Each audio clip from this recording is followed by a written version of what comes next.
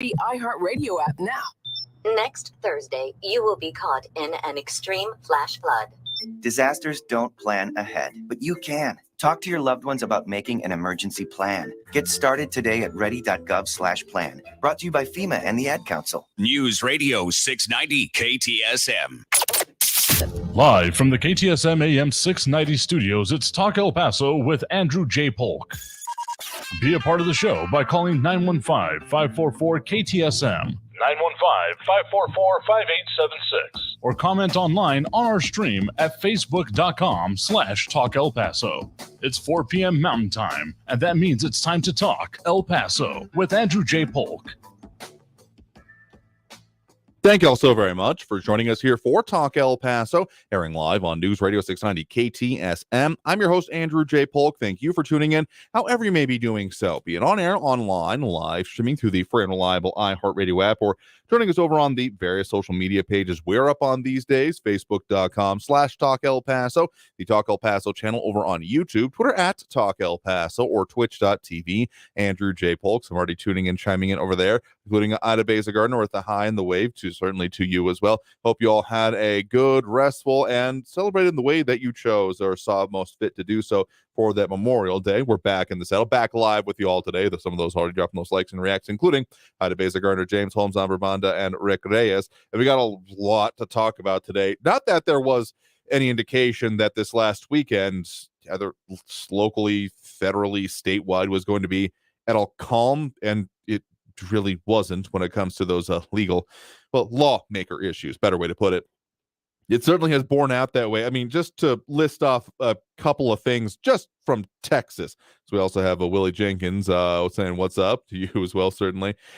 We have had the end of the Texas legislative session, and it was not exactly a clean one. There's already been the immediate calling of a special session to deal with not even just one, but a few major priorities that were left on the chopping block when it comes to, let's just see how many I can left off the top of my head. We have got property tax reform. That didn't really end up happening as much as there was continued kerfuffles there. The school vouchers, school choice, savings, however you put it, school choice, best encapsulation, but also along with school funding, as didn't happen.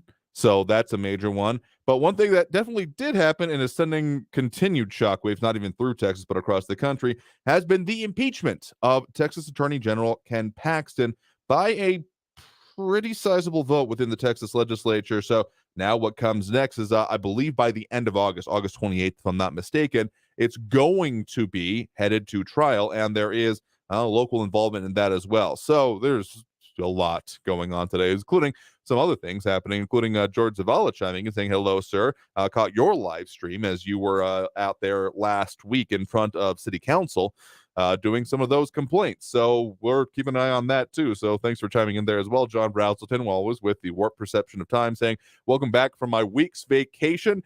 Anyone work at the stations on the holidays? Maybe the janitor here. Again, we were off for the weekend plus one day. If that's a week, I guess maybe I want to live your life, because if time moves that slowly, I feel like I get more enjoyment out of it there. Also, we do have Monica Cervantes chiming in from Acapulco. Knew that you all were mentioned you all were headed out of town there, so glad you're able to chime in. We're technically internet. I mean, we already were international. The radio waves obviously go. They don't stop at the border, so to speak, and continue on into Mexico. But knowing that we're that dedicatedly international is very interesting. So thanks to all those who are tuning and chiming in with us. Again, busy start to the week, and we're still working on more things for you. And oh yeah, elections. Yeah, early voting starting right now, and so we got some more details that we'll be delving into there as well. So yeah, there's not that I've long had this supposition that we're never going to run out of things to talk about affecting us here in the borderland, and we haven't gotten anywhere near in danger of that not being the case for ever since I've been doing this. So let's dive straight into some of them here. When it comes to actually, it's been drawing up some of the biggest responses from across the country. Actually, John Browsland also entering on that voting thing, saying if you vote at Bassett Center, it's across from the Target entrance. Got an extra half mile of exercise today as a result. Good for you. I guess if that was the thing that you wanted. Yeah, going and voting in the malls is it takes a little bit. So just to note there, walking anyway, it's a pretty simple process. So there are 8 early voting locations. Let's just get that out of the way right now. Bassett Place, the EPCC Administrative Services Center on 9050 Viscount Boulevard, so basically behind the fountains at Farrah, the El Paso County Coliseum, the El Paso County Enrique Moreno County Courthouse, Medrano Heights, 7801 Medrano Drive Community Center, the Oz Glaze Senior Center at 13969 Venny Webb Street, the CA West there at 313 Bartlett, and the Athletic Community Learning Center at 121 Padres Drive Annex. So there's those are the specific, and you can vote at any of the early voting locations, and early voting has begun today. And of course, then we'll be going on through June 6th, within election day itself, June 10th. And we've got those EPISD and YISD seats on the docket with, I think it was Horizon as well. We've been focused primarily on the school board elections. Just a reminder, we did have the Valerie Ganelon Beals interview last week. Go check that out if you can, like all our previous episodes over on, I would say that maybe YouTube's better for that, youtube.com/Talk El Paso, but whatever works for you. So also have Marky Mandingo chiming in with us there. So we're still working to get on more coverage of those here on Helder Wader, letting us know that it is voting tomorrow. And so you'll get the ding of the bell once you've done so. Anyone else who has voted, of course, just as a reminder, and to test the audio levels of the speaker that you may be listening to at this point in time. That's what you get when you go out and vote. Haven't gotten myself yet, so let's just call that the ephemeral, the unknown voter out there who is hopefully going out. So those are some of the things going on that I'll definitely be talking a lot about. But let's dive straight into the Texas legislature. A lot of good coverage coming out from the Texas Tribune and also from some local sources, including the fact that yes, Texas Governor Greg Abbott has called an immediate special session to address property taxes and border issues. So maybe not exactly the one that we are anticipating so far, but given how the end of this session ended up being pretty messy, not going to lie. This was the previous, a couple of, 2 sessions ago, so like 4-ish years ago, I think that's the one I referred to as the Kumbaya session, and then we had the year of the legislature in the following one, where there were just, I've lost track of how many special sessions there were, more than a couple, which is weird, but I think if I remember correctly, there were in session until basically the fall, which, considering that it's supposed to be done now, like the regular session of the Texas legislature is over, and statutorily, that's all that meets. We're done until 2025, unless the governor makes a decision, because he is entirely in the driver's seat when it comes to special sessions, and well, that's very much going on. So he did call for the immediate special session Monday night, just hours after lawmakers completed the year's regular legislative session without passing numerous key bills state leaders had identified as priorities, as noted by El Paso Matters and also reporting by the Texas Tribune. And so the special session officially began 9 p.m. Monday, and this time focused on property tax relief and border security.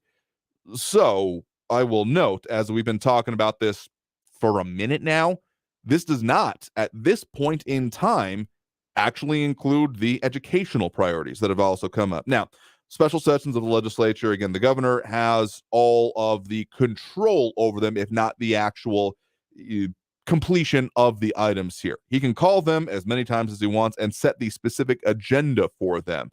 So there's not a whole lot of, but we want to do this instead. If the governor's not wanting to do it, then it would be, at the very least, a revolt to do much of anything else. So there is an expectation, there was already, to move into the session officially as of today, like get back in chambers. But here's what Abbott said in a statement. We must cut property taxes. Quote, during the regular session, we added $17.6 billion to cut property taxes. However, the legislature could not agree on how to allocate funds to accomplish this goal. Texans want and need a path towards eliminating property taxes. The best way to do that is to direct property tax reduction dollars to cut school property tax rates. So I would say you could read into that. I would argue that the governor kind of endorsing maybe one of the plans. Specifically, the statement goes on to say that the special session will focus, quote, solely by reducing the school district maximum compressed tax rate in order to provide lasting property tax relief. So I'm going to say that that's maybe more behind, it's not exactly in line with what either chamber had to say. I'm going to call this one maybe more in line with the House plan, which had some formulaic changes as opposed to just doing a one-time increase. I mean, a permanent, but a for now increase and therefore no other changes in the future to the homestead exemption. So we'll see what comes out of this, because that was the darling of the Senate, which is, of course, headed by Texas Lieutenant Governor Dan Patrick. But we'll see. It's probably going to be another tumultuous one. And I'm going to call this one right now not going to be the only special session we have, because whenever this one ends up finishing out, adjourning, or if it does in time, we got another one that the governor has already promised. So this might be another year of the legislature. Maybe a little bit too early to call that one, but at least we got multiple special sessions that are on deck right now. So yeah, we ain't done there. And of course, we got impeachment going on. Yeah, we have had the impeachment of Texas Attorney General Ken Paxton, and there's local involvement then there as well that we're going to talk a little bit more. Got to take that first break of this hour right now. You are, of course, tuned in to Talk El Paso, airing live on News Radio 690 KTSM. I'm your host, Andrew J. Polk. Phone lines a little bit later, as we usually do. Comments coming in consistently as it is. We'll keep popping those up and talking about them. So in any case, stay tuned. More Talk El Paso after this break on News Radio 690 KTSM. Don't go anywhere.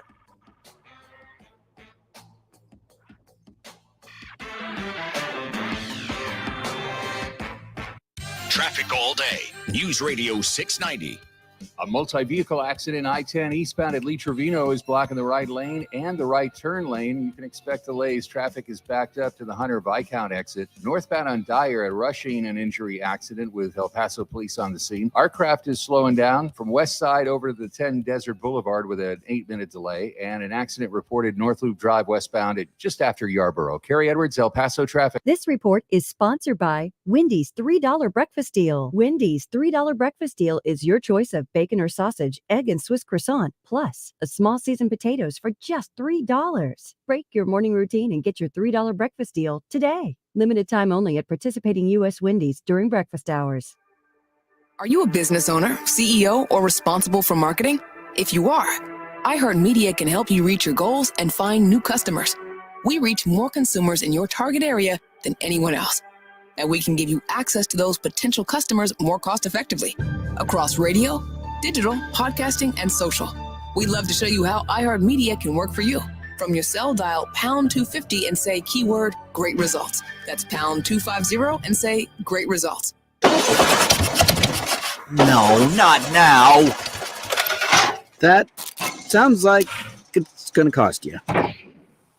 I know what to do. I'm going to cashnetusa.com. I can apply in minutes, get an instant decision, and if approved, I could have the money in my account as soon as the same business day.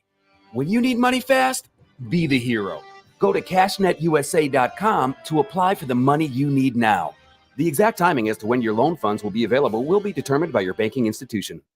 Car crimes are on the rise. Protect yourself and your valuables this holiday season. When you park your car, always lock it down. Never leave keys in your vehicle. Never leave your windows down. Don't leave your valuables in plain sight, or you might return to a terrible sight. Try to park in well-lit areas. And most importantly, always lock it down. Brought to you by the Insurance Council of Texas and the Motor Vehicle Crime Prevention Authority. Learn more at lockitdowntx.com. Finding great people to hire can be like trying to find a needle in a haystack, but not with ZipRecruiter. Their powerful matching technology delivers so many qualified candidates. It's like finding a needle in a needle stack. In fact, 4 out of 5 employers who post on ZipRecruiter get a quality candidate within the first day. For less hay and more needles, head to ZipRecruiter. And right now, you can try ZipRecruiter for free. That's right, free. At ZipRecruiter.com/free. That's ZipRecruiter.com/free. Always just minutes away from the latest news around town and around the world. It's important to know what's going on, especially around the world. News Radio 690 KTSM. News Radio 690 KTSM El Paso. Live from the KTSM AM 690 studios, it's Talk El Paso with Andrew J. Polk. To be a part of the show, follow on Facebook at facebook.com/Talk El Paso. Now here's your host, Andrew J. Polk.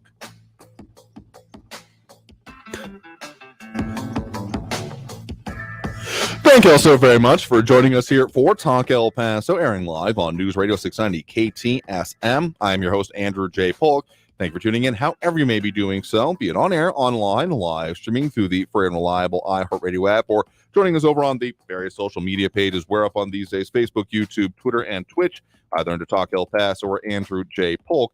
Some commentary on presences of vehicle at the station. Not what I expected, but Marky Mandingo saying saw a choice white Jeep Grand Cherokee at the station when I drove some guys from the Rubik's game room. Generous, make some good money.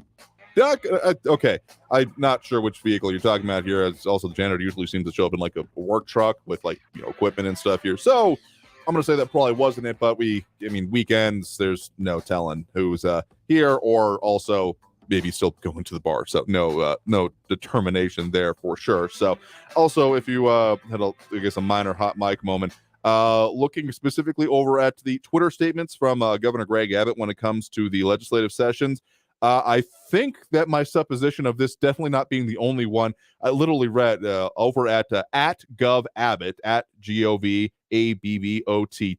my statement on special session number 1. You don't number something that you expect there to be more than one of. So I'm going to call myself maybe probably correct. I mean, cloudy crystal ball time, but this one is a little bit clearer than usual. That, yeah, there's going to be multiple special sessions. So, yeah. I mean, he did say specifically in parts of it, in calling for it, saying that in the statement that he is signing laws that advance the state and future of all Texans. You can see the full list there. But yeah, going on to say, despite these major achievements, more must be done for the people of Texas. Many critical items remain that must be passed. Several special sessions will be required. Yeah, so year of the legislature part due. Let's just call that one right now. So if anyone's got rental properties or Airbnbs that cater towards elected officials, state reps, senators, etc. in Austin, you might want to expect more bookings for y'all right now. But of course, that's just the special sessions. There's a whole lot more coming when it comes to action in the Senate, specifically as they move forward with the impeachment trial of Texas Attorney General Ken Paxton, who does have some local involvement will be happening there, as noted by El Paso Matters. Among others, El Paso's Joe Moody will help prosecute Paxton impeachment trial in the Texas Senate. Texas Tribune has some similar, if larger, view on it, including a Texas House named Ken Paxton impeachment managers. Senate trial will start by August 28th. So this is the Tribune noting 7 Republicans and 5 Democrats make up the board of managers who will handle this. As, of course, the vote itself was not exactly close. Had the numbers here in front of me. I'm missing it at the moment. But, one of the managers, of course, being, State Rep Joe Moody out of El Paso. The managers were passed. The board was approved a vote of 136-4. That's not the vote that led to the impeachment. So we're going to here we go. The vote to impeach Paxton on Saturday, as noted by the Texas Tribune, was overwhelmingly bipartisan, with 121 of 149 members supporting the impeachment. Almost as many Republicans as Democrats voted to impeach Paxton. Then again, Texas Tribune also noting here, saying House Speaker Dave Phelan, Republican of Beaumont, was among those who voted to impeach. He briefly addressed the impeachment earlier Monday, saying from the dais that the impeachment was necessary and just. Specifically, now the Dallas Morning News has deliver the documents to the senator's offices that outline Paxton's defense. Also not the offense itself, but of course, as noted by, among other things, switching back to El Paso Matters here, they are impeachment on counts of alleging repeated corruption.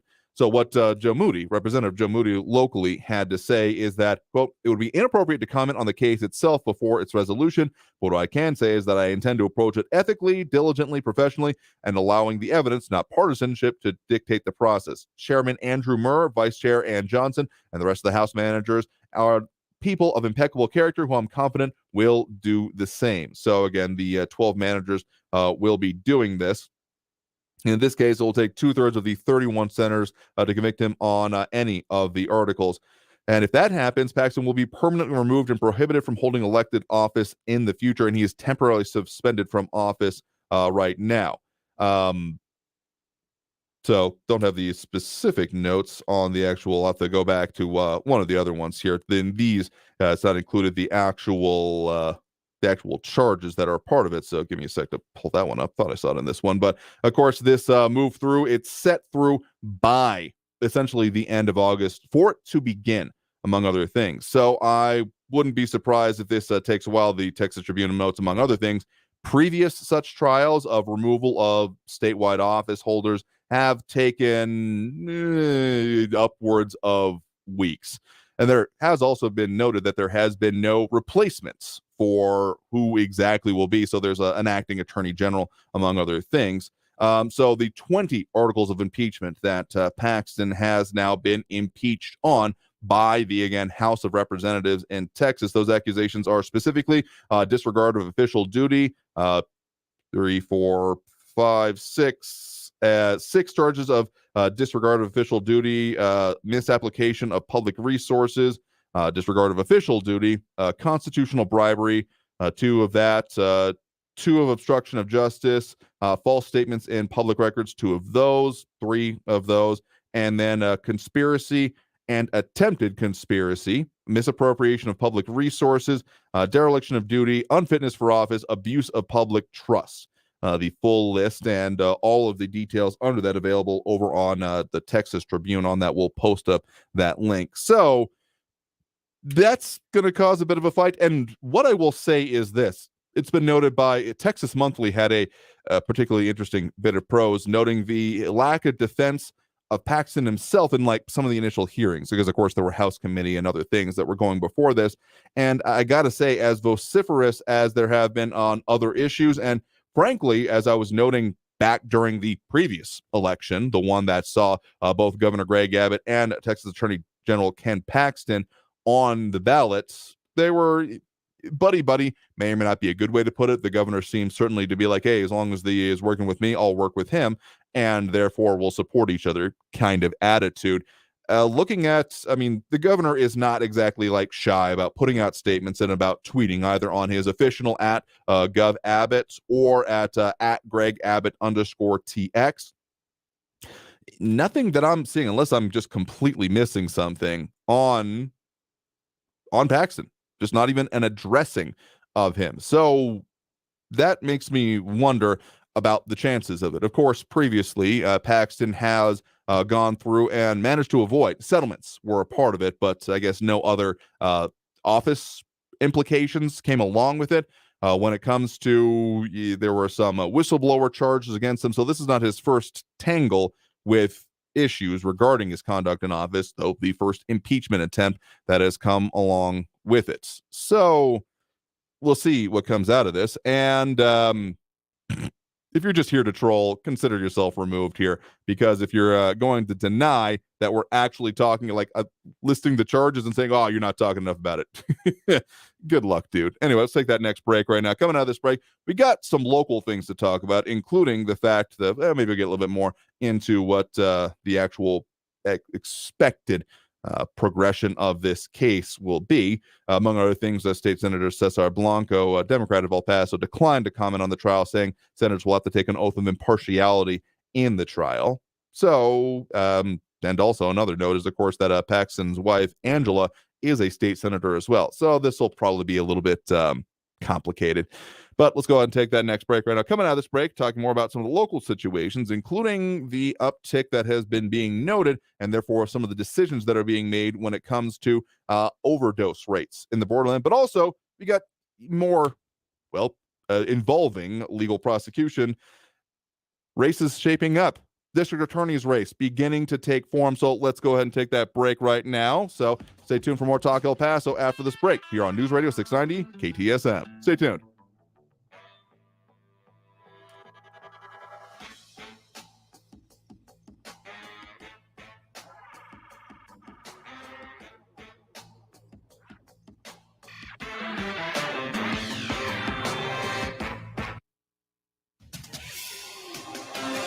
Paso's News Radio 690 KTSM.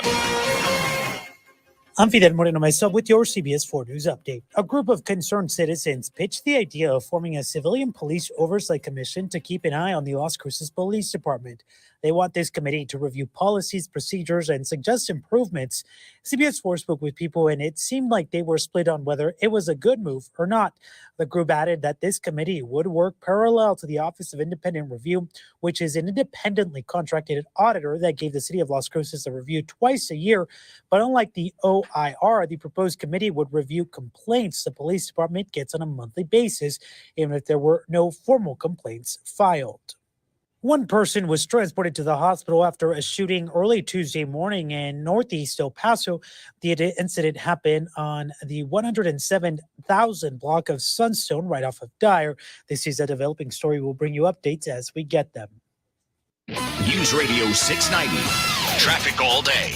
A multi-vehicle accident I-10 eastbound at Lee Trevino is blocking the right lane and the right turn lane. You can expect delays. Traffic is backed up to the Hunter Viscount exit. Northbound on Dyer at Rushing, an injury accident with El Paso police on the scene. Our craft is slowing down from West Side over to the 10 Desert Boulevard with an 8-minute delay, and an accident reported North Loop Drive westbound at just after Yarborough. Kerry Edwards, El Paso traffic. From the KFOX 14 Severe Weather Center, I'm Chief Meteorologist Brad Montgomery. It looks like another hot one for our Wednesday, a little gustier for tomorrow as well. As the trough nears the area, we'll see breezy to windy conditions, high around 94 degrees. For your Thursday, partly cloudy, not quite as hot, breezy conditions with a high around 91. And for your Friday, partly cloudy, high around 90 with continued breezy conditions. From the KFOX 14 Severe Weather Center, I'm Chief Meteorologist Brad Montgomery. This report is sponsored by Wendy's $3 breakfast deal. Wendy's $3 breakfast deal is your choice of bacon or sausage, egg and Swiss croissant, plus a small seasoned potatoes for just $3. Break your morning routine and get your $3 breakfast deal today. Limited time only at participating U.S. Wendy's during breakfast hours.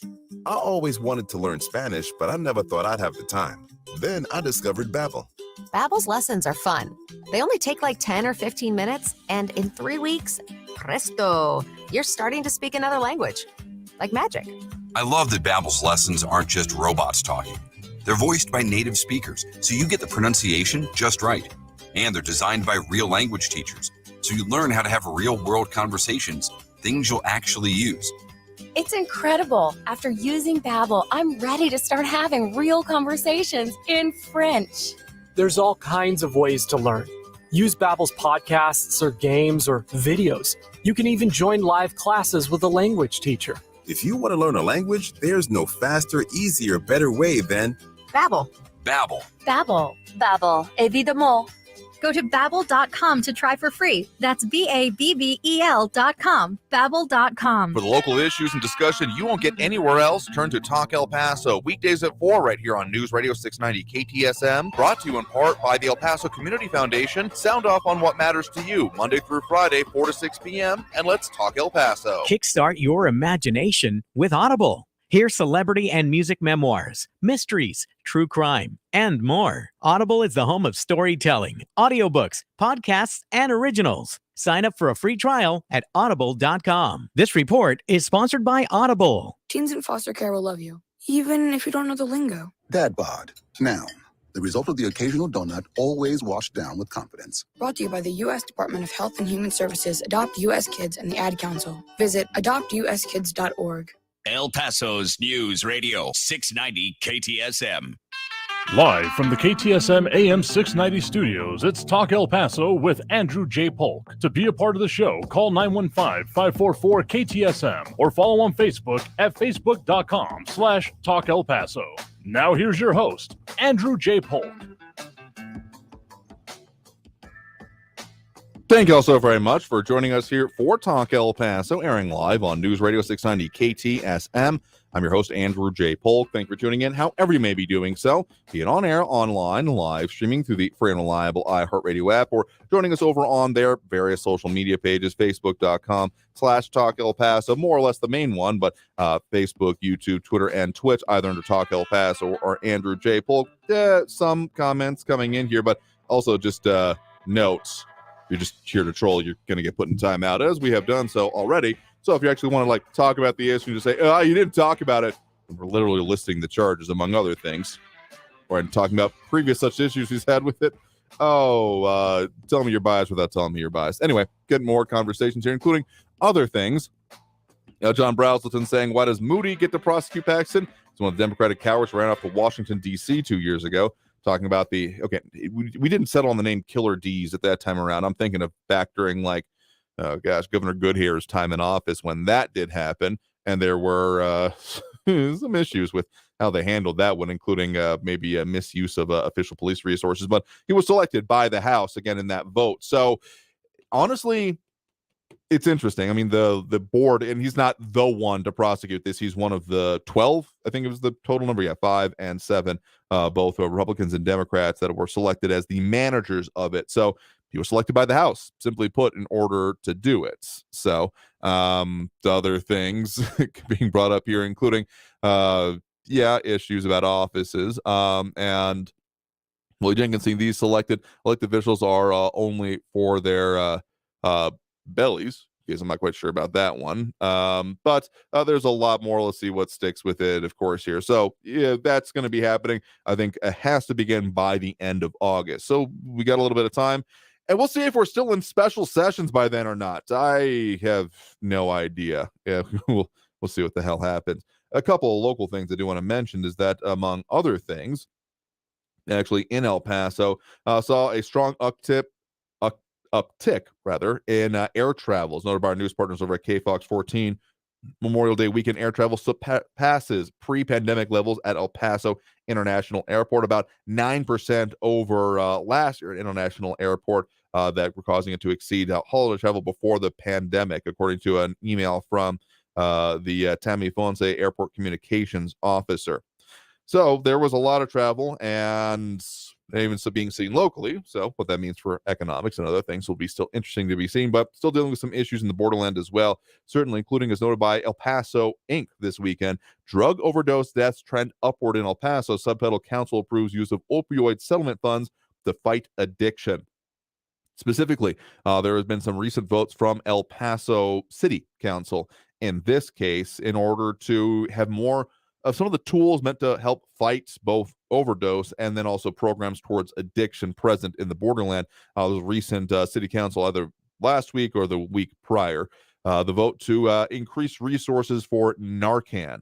Again, specifically, that's the drug that is able to rapidly and without much training undo most opioid overdoses. And that is of concern in the community because of the increasing prevalence of fentanyl, as noted by El Paso Inc. here, and also based on some data they've gotten from the El Paso County Medical Examiner, saying that there are 162 deaths due to drug toxicity in 2021 in El Paso, more than 3 times the number of homicides that year, and a 27% increase in overdose deaths from the previous year. And so that's why City Council, among other things, after an items brought up by city reps Alessandra Anello, Chris Canales, and Isabel Sacero, that will expand access to Noxalone, that someone with the brand name Narcan, of course. So there's been some of that. And of course, there's the drug settlement money. So some specific funds being put towards this. There was the companies that sold some of the opioid painkillers, paying about $50 billion nationwide over the next 15 years. And so the city's first settlement payment of about $384,000 going towards part of this program, including to an organization, Project Punto de Partida, that notes that it's quickly running out of Narcan as more people continue to overdose on synthetic opioids. And so that 161% increase in deaths from 2020 to 2021, from about 23 to 60 in the more recent years. Not a good thing.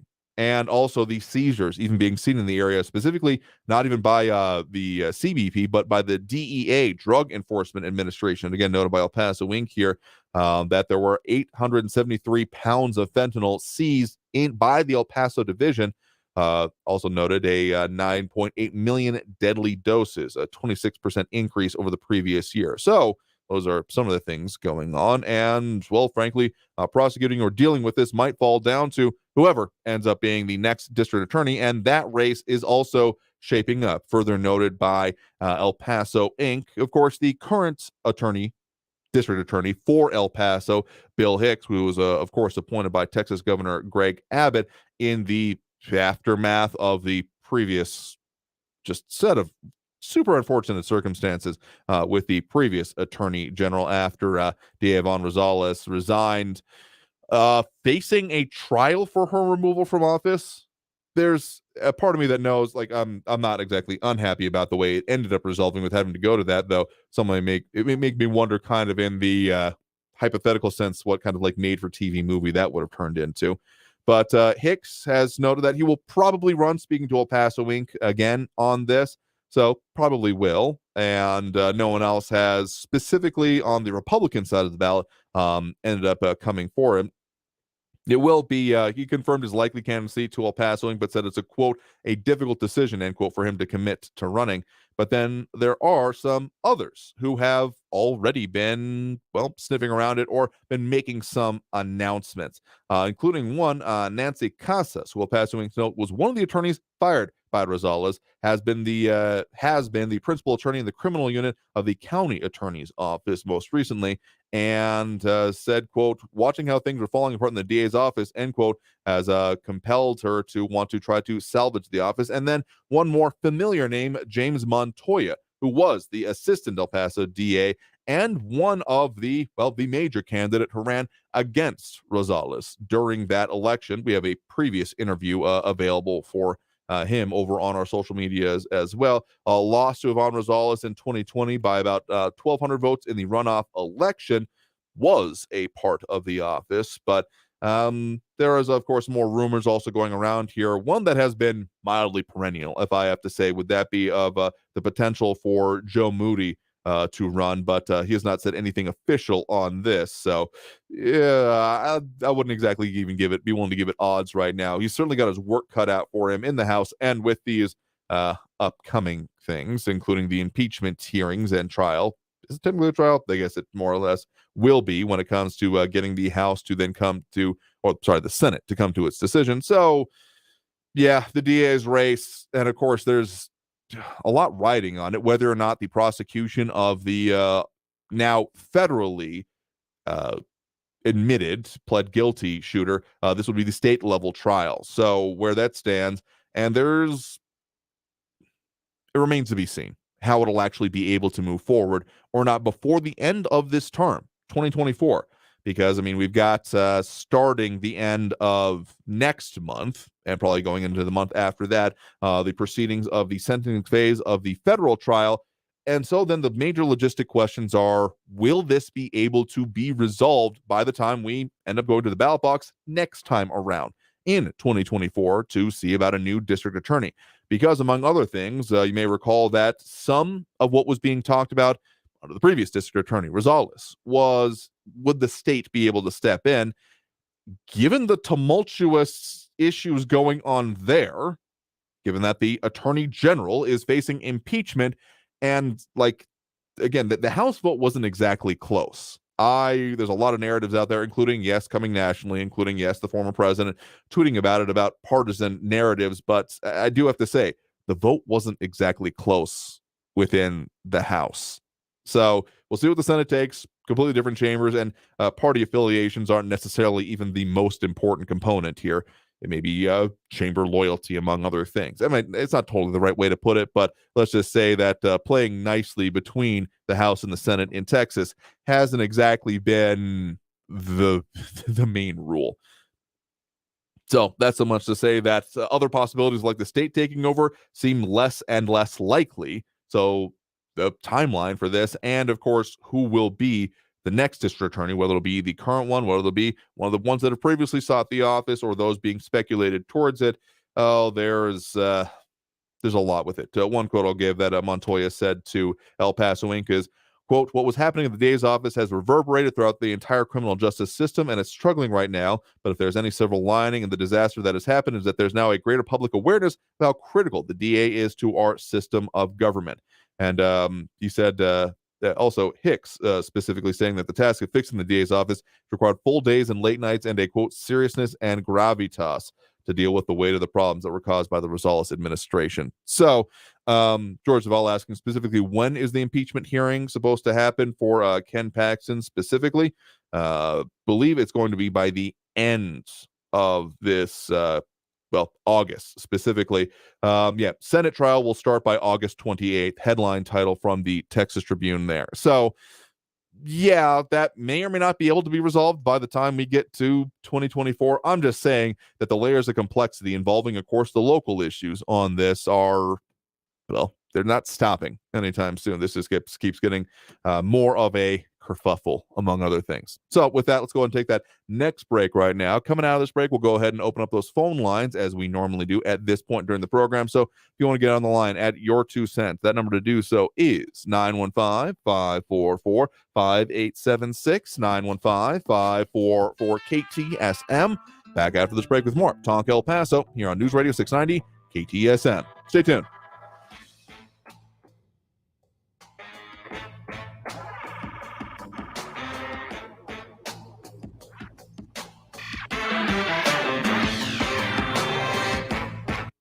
I'm Fidel Moreno Mesa with your CBS 4 News Update. One person was transported to the hospital following a shooting early Tuesday morning. According to El Paso police, the incident happened in Northeast El Paso at the 107th block of Sunstone, right off of Dyer. This is a developing story. We'll bring you updates as we get them. And one person was taken to the hospital with serious injuries after a crash in El Paso's Upper Valley Monday night, according to El Paso Fire Dispatch. The crash involved a motorcycle. It happened at East Borderland Road and Beringer Street, according to the police department. Special traffic investigators were called to the scene. The call for the crash came in shortly before 8:30 p.m. This is a developing story, and we will, of course, bring you updates as we get them. Police responded to a call for an aggravated family violence disturbance in East El Paso on Monday afternoon. One person was taken to the hospital with serious injuries, according to Fire Dispatch. For more news headlines, head to our website, cbs4local.com. Traffic all day. News Radio 690.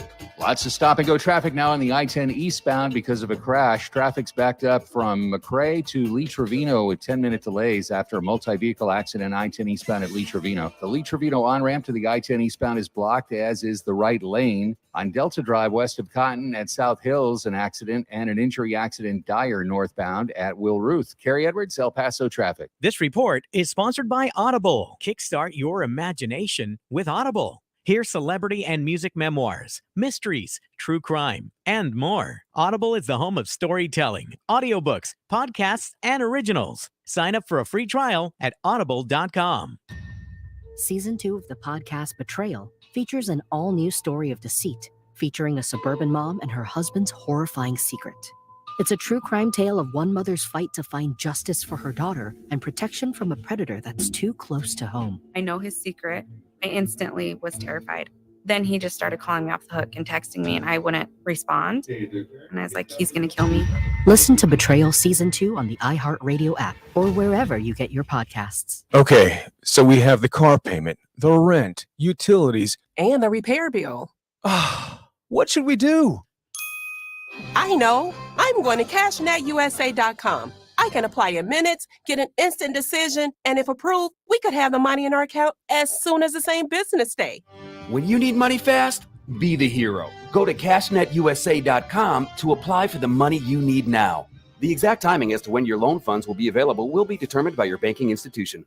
I'm Martin Hoke, the inventor of Navage Nasal Care, and I love Navage. I've told you about how your nose is the body's air filter, that Navage's powered suction will help flush out allergens, viruses, mucus, and germs, and that Navage will help you breathe better. But what do other people say about Navage? Like Ricardo, quote, "This is one of the greatest inventions ever. I know this may sound like I'm exaggerating, but this sucker is amazing. The first time I did it, I couldn't believe what came out of my sinuses. I could breathe with ease. My wife just bought one too. Thank you for this product," unquote. He's one of over 100,000 online reviews praising Navage, the all-natural solution trusted by over 3 million people to help you breathe better, sleep deeper, snore less, and stay healthier without drugs. Navage is available at Walmart, CVS, Walgreens, Target, Rite Aid, and online. Navage, Navage, clean nose, healthy life. Wendy's $3 breakfast deal is your choice of bacon or sausage, egg and Swiss croissant, plus a small seasoned potatoes for just $3. Break your morning routine and get your $3 breakfast deal today. Limited time only at participating U.S. Wendy's during breakfast hours. The Good Feed Store. improving people's lives 2 feet at a time. News Radio 690 KTSM. Live from the KTSM AM 690 studios, it's Talk El Paso with Andrew J. Polk. To be a part of the show, call 915-544-KTSM or follow on Facebook at facebook.com/Talk El Paso. Now here's your host, Andrew J. Polk. Thank you all so very much for joining us here for Talk El Paso, airing live on News Radio 690 KTSM. I'm your host, Andrew J. Polk. Thank you for tuning in, however you may be doing so, be it on air, online, live streaming through the free and reliable iHeartRadio app, or joining us over on the various social media pages, Facebook, YouTube, Twitter, and Twitch, either under Talk El Paso or Andrew J. Polk. Oh, there's a lot being said here today, a lot of stuff going on, and so we're also getting into those phone lines, of course. That number open and available right now, 915-544-5876, 544-KTSM, and a lot of comments coming in, those dropping those likes and reacts that we certainly appreciate, including Monica Cervantes, Rick Reyes, Amber Banda, James Holmes, Ida Beza Gardner, and Angel Rueda, helps with all those algorithmic things. So there's a lot going on today. A couple of things that we're, of course, looking towards is, the runoff election. Early voting has begun today. So if you don't already have it, make your plan to go vote, because, well, if you don't, okay, I'm not going to hold my breath about us hitting double-digit turnout this time around, particularly since it's much smaller in scope.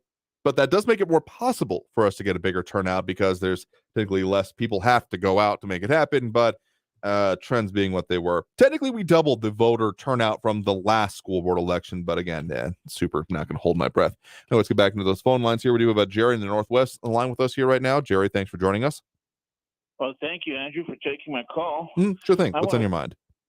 I want to discuss this thing with Ken Paxton. Sure. Brain lock here. The impeachment. The Attorney General for the state of Texas, is that correct? Correct. Okay. Didn't he claim that the leader of the House was drunk on duty, basically, last Monday? Not yesterday, the 22nd. Right. Of May. Yes, he definitely did make that claim. Not 100% on the actual date of it. And, there was that Twitter clip going around of, at the very least, him not, that the Speaker of the House, that is, not enunciating clearly. I'll definitely say that. But let me see if I can actually get the actual tweet from up here. But yes, that was essentially the accusation. Yeah, let's call it at least a week ago. Okay, well, I didn't see it. I did hear it on the radio. And either the man was inebriated, right, drunk, or he was having a stroke, because he was not able to enunciate a lot of the words that he was trying to speak, and he was slurring a lot. Then it's all of a sudden on Thursday, they bring up articles of impeachment on Mr. Paxton. Mm-hmm. And Saturday, they have their little hearing and find him basically guilty, in the House side, which basically the House side is equal to a grand jury investigation, where the individual is not able to defend himself, cannot go in there and say, hey, you got these charges on me. This is what really happened from my side of the view. And I have these individuals over here that will agree with me, and they will testify for me. Yeah, I would. Yeah, it's not exactly an apples to apples comparison. I mean, this is a legislative process as opposed to being one that is an actual, a judicial process, but in layman's terms, it's close enough, I would have to say. So, found it here. It was May 23rd. So yeah, last, I guess technically Tuesday. So a week ago today that, at Ken Paxton TX tweeted out Speaker Dade Phelan should resign, including a longer statement saying, after much consideration, it is with profound disappointment that I call on Speaker Dade Phelan to resign at the end of the legislative session, with a shorter one, actually referred to the item that actually referred to the House General Investigating and Ethics Committee, saying, Dear Chairman Murr, based on a review of Speaker Dade Phelan presiding over the House of Representatives in an obviously intoxicated state, I am calling upon the committee to open investigation into Speaker Phelan for violation of House rules, state law, and for conduct unbecoming his position. I will say, though, that the actual items that were filed against him, as much as the 20 different articles, they began that process began well before this time, as is noted. Oh, just had the reference here. I got way too many tabs in front of me. But that this process of the investigation into him began some time ago, specifically, as noted by the Texas Tribune here. Well, I'll find it here in a minute. I'll probably mention it right at the top of the next hour when that process began. Okay, so it was before Paxton got after the Speaker of the House.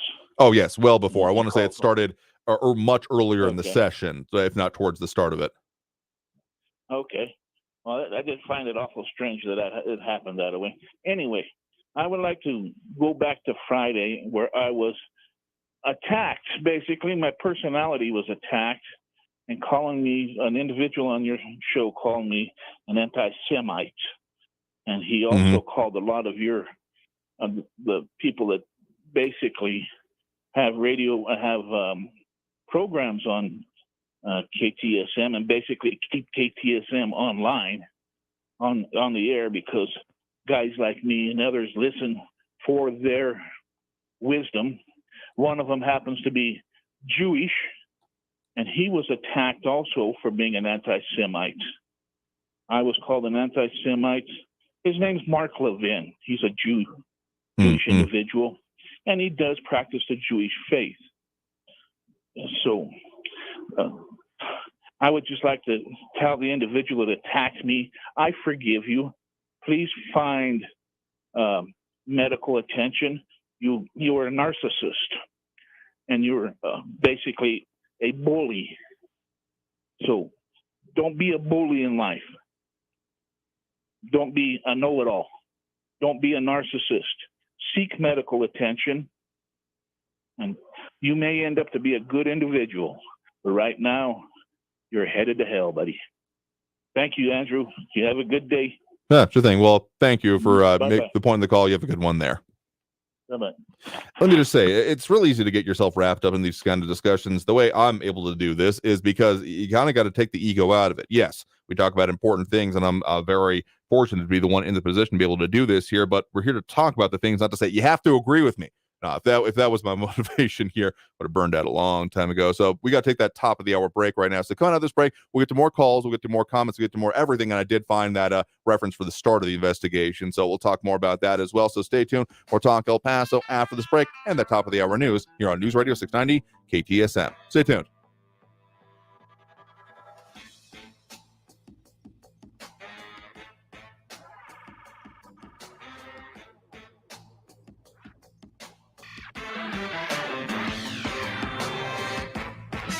Traffic all day.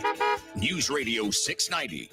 A multi-vehicle accident on the I-10 eastbound at Lee Trevino is causing delays and a backup. The right lane is blocked because of that crash. So is the on-ramp at Lee Trevino to the I-10 eastbound. Injury accident downtown Stanton at Franklin. Traffic starting to slow down on the 54 Patriot northbound as you make your way on that curve near the Kenworthy exit. A stalled vehicle is blocking the left shoulder there. Kerry Edwards, El Paso traffic. Result of negotiations not guaranteed. Not available in all states. Approximate discounts of up to half before fees based on an average enrolled debt and results. If your credit card debt is out of control, if you're in over your head in monthly payments, there's a secret the credit card companies don't want you to know. If you have more than $10,000 in credit card debt, you have the right to let us settle that debt for a fraction of what you owe. That's bad news for the credit card companies, but it's great news for you. We're Credit Associates, and we're offering you free information on how to completely resolve your credit card debt with a monthly payment you can afford. To see how much you could save, call now. 800-500-6135. Don't declare bankruptcy. Don't consolidate. Give us 10 minutes, and we could save you thousands and offer a guarantee, so there's no risk to call now. 800-500-6135. For the secret the credit card companies don't want you to know, call Credit Associates for free now and see how much money you could save. Call 800-500-6135. 800-500-6135. Hour and a half. Traffic and weather all day. News Radio 690 is KTSM AM El Paso, an iHeart radio station. NBC News Radio. I'm Chris Coraggio. House Speaker Kevin McCarthy is defending the debt limit deal he struck with the White House. We're pulling money back from the hardworking taxpayers that are going to China. Are they opposed to work requirements for welfare? Are we concerned about, for the first time, to be able to change the environmental review? McCarthy told reporters today that while Republicans couldn't get everything they wanted, the party negotiated what he claimed was the largest savings in American history. The bill suspends the debt ceiling until 2025 and limits federal discretionary spending over the next 2 years. Many conservatives, however, have harshly criticized the deal. Former First Lady Rosalind Carter has dementia. The Carter Center says she continues to live happily at home with her husband, enjoying visits with loved ones. Former President Jimmy Carter entered hospice care earlier this year. He's 98 years old. Rosalind is 95. A convicted killer and former follower of Charles Manson is getting approved for parole. A California state appeals court overturned a veto by Governor Gavin Newsom. On Tuesday, by a vote of 2-1, the court reinstated the parole of Leslie Van Houten. It's a controversial decision because Van Houten helped murder Leno and Rosemary LaBianca in their home over a half-century ago. With jury selection set to begin tomorrow in the trial of the Parkland, Florida school resource officer on duty at the time of the 2018 massacre, the judge decided to hold off on making a decision about whether jurors will go to the crime scene. This case is all about what my client should have known from the shots alone. And if you don't get to see perspective, just how much distance there is between where he is and where those first shots were fired, you don't have perspective. That's the attorney for former Broward Sheriff's Office Deputy Scott Peterson, who wants the jury to tour the outside of Marjorie Stoneman Douglas High School only. If they are allowed outside, prosecutors want them brought inside as well. Peterson faces up to 95 years in prison if convicted of child neglect, culpable negligence, and perjury. I'm Chris Coraggio, NBC News Radio. Aaron Rodgers is a Swiftie. The new New York Jets quarterback posted a video of himself enjoying the Taylor Swift concert at MetLife Stadium in New Jersey over the weekend, which he attended with actor Miles Teller and his wife. Rodgers says that Swift is truly a master entertainer and an epic human. He also thanks security and fans he met at the show. The Writers Guild of America is targeting top executives' pay in letters sent to major shareholders of Netflix and Comcast. Lisa Taylor reports. Tuesday, WGA President Meredith Stein urged shareholders to reject the Say on Pay proposal, which asked them to sign off on the company's prior year pay packages. In the letter, Stein detailed the disparity in pay between top executives and writers. As the strike moves into the summer, the Guild is successfully building pressure on the studios by shutting down active film productions and wants to get the shareholders on board. The Guild continues to gain leverage with its actions because its ultimate goal is to send a message to studios. I'm Lisa Taylor. When you go to the beach and set up your spot, you are being cased by thieves. Bree Tennis has more. Scientists at the University of Sussex, that's in the UK, studied seagulls and human interaction. Turns out they watch us. They know what we're eating and where we put it. The study says seagulls methodically plan their swoop for human snacks. The study shows while birds would eat snacks left out, they prefer what is in our hands. And while they'll eat just about anything, they like chips the most. Bree Tennis reporting. The executive who helped build the Golden State Warriors into an NBA dynasty is stepping away from the franchise. Bob Myers told ESPN that he's stepping down as the team's president and general manager. The two-time executive of the year said, "It's just time." The Warriors won 4 NBA championships during his time with the team. Myers' contract is set to expire in June, and ESPN reported he declined ownership offers included in a new deal that would have made him one of the highest-paid NBA executives. I'm Chris Coraggio, NBC News Radio. iHeart gives you access to the hottest music, events, and deals. But on June 1st, we're giving you access like never before. It's iHeartRadio Access Day, our 24-hour way of saying thank you for listening. Go to iHeartRadioAccessDay.com today. You could be the very first to win your way to our 2024 iHeartRadio Alter Ego in Los Angeles before the lineup is even announced. Head to iHeartRadioAccessDay.com to register to receive reminders for when experiences like this and more go live this Thursday. This report is sponsored by Wendy's $3 breakfast deal. Wendy's $3 breakfast deal is your choice of bacon or sausage, egg and Swiss croissant, plus a small seasoned potatoes for just $3. Break your morning routine and get your $3 breakfast deal today. Limited time only at participating U.S. Wendy's during breakfast hours. The El Paso Community Foundation supports the causes you feel passionate about here in the borderland, whether it's education, social services, arts and culture, the environment, health, or economic development. The El Paso Community Foundation has been promoting philanthropy and progress in our hometown region for more than 45 years. Make your mark with us. Start a fund today. For good, for El Paso, forever. Learn more at epcf.org. That's epcf.org. Hi, I'm Pastor Jeff Shreve, and I invite you to follow me as we pursue wisdom and peace through Pray.com's new podcast, Weekly Wisdom. Every week, we will embark on a journey through the Bible to discover encouraging truths and wisdom to last a lifetime. The Bible says wisdom is like a teacher standing at the gate, calling for us to hear her words before it's too late. Will you answer that call? Listen to Weekly Wisdom with Pastor Jeff Shreve on the iHeartRadio app or wherever you get your podcasts. Donna from Louisiana. The storm just hit, and we went from donating to the food bank to needing it. Hunger is a story we can end. End it at feedingamerica.org. Brought to you by Feeding America and the Ad Council. News Radio 690 KTSM El Paso. Live from the KTSM AM 690 studios, it's Talk El Paso with Andrew J. Polk. To be a part of the show, call 915-544-KTSM or follow on Facebook at facebook.com/Talk El Paso. Now here's your host, Andrew J. Polk. Thank you all so very much for joining us here for Talk El Paso, airing live on News Radio 690 KTSM.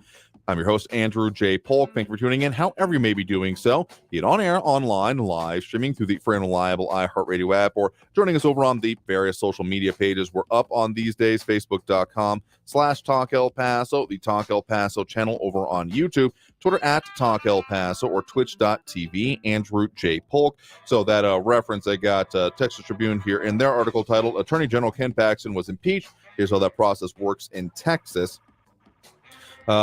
They say, quote, but after he requests, well, the full paragraph here, Paxton, the state's top lawyer, one of its most powerful and controversial Republicans, has faced criminal investigations, legal battles, and accusations of wrongdoing for years. But after he requested $3.3 million in taxpayer funds to end a lawsuit by former staffers accusing him of on-the-job retaliation, the Texas House General Investigating Committee began looking into the accusations of wrongdoing. So that specific request came in February of this year. So it has been ongoing for a while here. So just answer that question that came up during the last call. But of course, we are taking those phone calls, those comments, and other things being mentioned here, including our engineering consultant, Sean Gardner, chiming in over there. You can go and see it for yourself here, why he's encouraging us to take some steps that I'll go ahead and pass along, but is outside of my pay grade and range when it comes to the knowledge of our transmitters. I know that we have a phased array for the 690 array for those that find that interesting. So that's something. But otherwise, a lot of other comments coming in, again, over on the Facebook, YouTube, Twitter, and Twitch. Again, other Talk El Paso, Andrew J. Polk. Specifically, those dropping those likes and reacts that we appreciate. Monica Cervantes, Angel Rueda, Rick Reyes, Amber Banda, Ida Beza Gardner, and James Holmes. Some other comments coming in as well, including Austin Redfern taking issue with some of my language here. When something like fentanyl is spoken of, call it for what it is. Saying it's not a good thing is powder puffing it. Say outright it's a very bad thing. I mean, it is a very bad thing. I just tend to use a kind of understated parlance for the most part, but it's bad. Full stop. There is no like upside to fentanyl being here, and the fact that it has been increasing in our community and other parts of it is certainly bad. Simply put, if that's the way you really want to say it. But yeah, I'm not in favor of it. Let's absolutely put it that way. So got a couple of the calls on the line here. Again, if you want to get on the line, that number to do so is 915-544-5876, 544-KTSM. And we do have Eric on the east side here with us right now. Eric, thanks for joining us. Hello there. In regards to Jerry's, being offended about me pointing out his anti-Semitism, that doesn't come from me calling that out. It doesn't come from a place of narcissism. That's just ridiculous. Hate for Jewish people and anti-Semitism really rubs me the wrong way, and it does cause a lot of bigotry, terrorism, and violence. And the thing is, conservatives always make this mistake. They confuse a lot of these bad faith information sources as credible, and they just repeat their racist, bigoted, and backwards talking points like in the real world. Then when they step outside of their echo chamber and repeat them, people correctly and justifiably point them out and say, hey, that's racist. Hey, that's anti-Semitic. Hey, that's backwards. He was minimizing the Holocaust by comparing the government monitoring radical traditionalist Catholics. He was saying that, Christians are it's just like the Jews during the Holocaust. for the government monitoring an extremist anti-Semitic Catholic sect. So there are multiple elements of that, of what Jerry had said last Friday that promoted hate towards Jewish people objectively. And it comes from a place of him just repeating bigoted nonsense he hears from Glenn Beck and everyone on this station who promotes it. Okay, so let's make a couple of things clear here. I don't believe Jerry in his statement or in his intention was, or I'm saying, not putting words in his own mouth. He's perfectly capable of defending himself, but more along the lines of that, famous quote, Martin Niemöller, first they came for, ironically enough, the socialists, and I did not speak out because I was not a socialist. So on the idea of the control of, yes, it was on the process and the road to the Holocaust, but I don't think he was calling the extermination of entire populations of people being on the same wavelength. At the very least, I would not accept that as an applicable comparison myself here. So maybe that's the way I took it, but maybe I tend to be a little bit more generous with my interpretations of people's words. But also, another thing that we've made perfectly clear this time around, we here on this program, Talk El Paso, airing Monday through Friday, 4 to 6 p.m., we do our own thing. We do not do it in regards to, in replacement of, or intended to really be in any way in regards of our other programming on the station, because they're talking about the national stuff, of which, certainly may affect us, but we do our own local thing here. So if you're wanting to take up issues with those other programs, more than welcome to do so. More than welcome to call into those shows, address them directly. But this program is not going to be the whipping boy for anything else in other media or on this station. You seem to have this particular personal interest in Alex Jones that you make a lot of allusions to, of which I would frankly dare you to find an assertion or any reference I've made outside of me referring to you and Alex Jones about Alex Jones, because not someone that we end up reporting on. Sure, there may have been other people referencing him here because some people like him. That's their business. And I'm not here to enforce saying, well, no, you're not allowed to like that. Because, again, another question that I've put to you is, do you ever actually have found that work saying, well, this is awful, therefore you shouldn't do it, from particularly when someone that is already calling you awful? But to the actual point of the issues that we're dealing with here, particularly on the points in the comments you're bringing up earlier about Texas Attorney General Ken Paxton, is there anything particular that you feel I was wrong or incorrect about when we're talking about the charges that he is facing? Well, first I want to address that, I'm not surprised that you're going to defend Jerry's anti-Semitism, which I just explicitly described and pointed out how it was anti-Semitic, and you still went out of your way. Okay, let's make another thing perfectly clear to you in case this is this. You may make assertions. Other people make other ones. Me disagreeing with you doesn't mean that, therefore, I am against all of the things you talked about. Anti-Semitism is, to use the phrase we talked about there, it's bad. Anyone judging anyone else based on any characteristic or sincerely held belief is wrong. So anyone saying that, oh, yeah, these people are, insert negative connotation here, is going to be someone I'm going to disagree with more or less vehemently depending on the situation here. So you saying that, well, it's anti-Semitism, I get your assertion there. They have come back and responded to that. So you can say what you want, but I don't have to agree with you on the way you are characterizing your assertion. You do understand that, right? He's minimizing the Holocaust and defending radical traditionalist Catholics. It's anti-Semitic in multiple ways. But let me get to Ken Paxton's.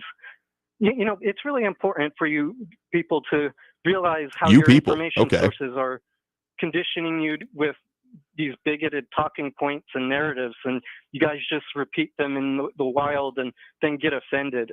Okay, so the way we do about this show, in case you're at all confused about this, is here I end up referencing other reporting, either interviews that we have directly or other reporting going on from some of either our news partners or other news sources. We referenced very specifically the Texas Tribune on these issues here, on those, and again, not actually referring to other nebulous media.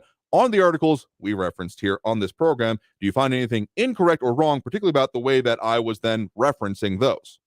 Yeah, you left out, when your initial reporting, when I called you out on your garbage research and reporting on this subject, the $3.3 million that Ken Paxton is having the Texas taxpayers pay to settle this lawsuit, and there's 20 specific charges, that right are that we read, not even related to that specifically.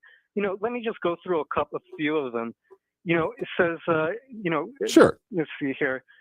Paxton misused public resources by directing employees to conduct a sham investigation into whistleblowers' complaints.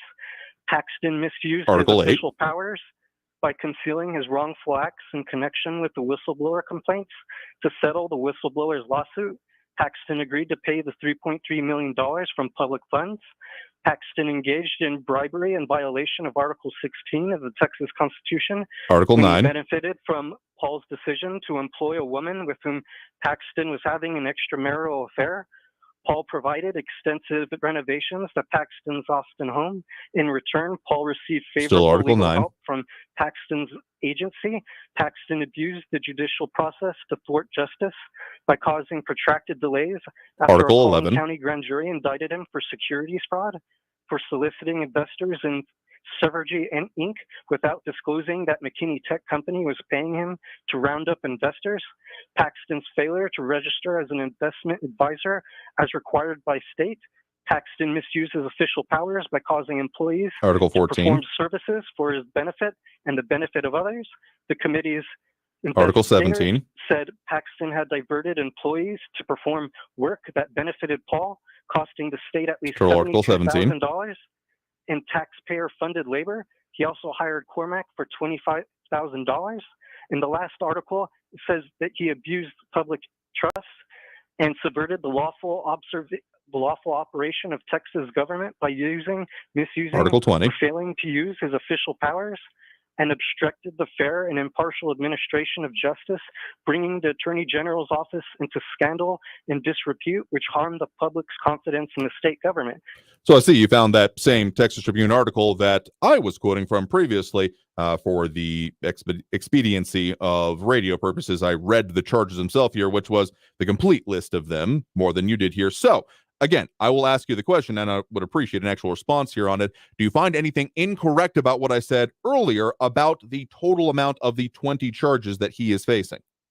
Well, you omitted almost all of them, and then you watered down the fact you mentioned the whistleblower. Oh, there's something involving whistleblowers. I think if you want to go back, so if you're still not listening to me, that's frankly a you problem, but we can dispense with that pretty quickly. I read all of the charges, 1 through 20. Again, I rested it as Article 1, disregard of official duty, and there were 4 counts of 6 actual counts of disregard for official duty, and then misapplication of public resources, etc. So were you actually listening to that part, or are you just making assumptions that, well, I don't think he'll do a good coverage of it, and therefore he didn't? No, Polk, you mumbled about 2 sentences worth about the actual charges at the very end. It's called burying the lead. It's called bad journalism. Okay, I get that you don't like me personally, but again, here's the whole ego part of it. I know it's referred to as narcissism beforehand, but you have a personal basis in this. I'm not saying that's necessarily wrong, but if you can't separate your ego from these discussions, that's when we get to these, oh, you're awful, you're bad, or like what you said last week. And I would dare you to actually say that was mumble. Go back, find the recording. I dare you to. And I'm not exactly ever known to be a quiet speaker, so go right ahead with that. But this is a very serious concern here. And if you're taking any other type of motivations or considerations in the back of it, listen, Ken Paxton being impeached is not a minor matter. It is in fact a pretty serious one that has implications for the future of prosecutions and even his previous ones, frankly, while in office, if there is any impropriety with it. So this is no laughing matter, and I take it damn seriously, and we'll see how it progresses through it. What I have done is I do say so myself, a pretty level-headed, this is what is being discussed, and this is how it will progress. So again, I'm going to ask you specifically, where am I wrong in what I have stated? Is there any inaccuracies? Not I don't like the way you said it. Is there anything I was wrong about? Yes or no? Anyone can listen to what you said about these charges and compare it to what I said. Eric, it's a real simple question. Yes or no? Was I wrong? Yes or no? Is that possible for you? Seriously? We could hear what you said. And so you are you're just refusing to answer the question then, aren't you? Which you're also not going to answer. People can listen to what you said and compare it to what I said and know that you're lying this second. what am I lying about here? I'm getting people saying that you're trolling me, but I'm having a wonderful time here, actually, because your answers are so ridiculous as to belie your insincerity for this. Like, sure, this is an important issue. You don't actually disagree with me on that. I'm going to take that as much because you're not saying that I'm evil or bad about this part of it here.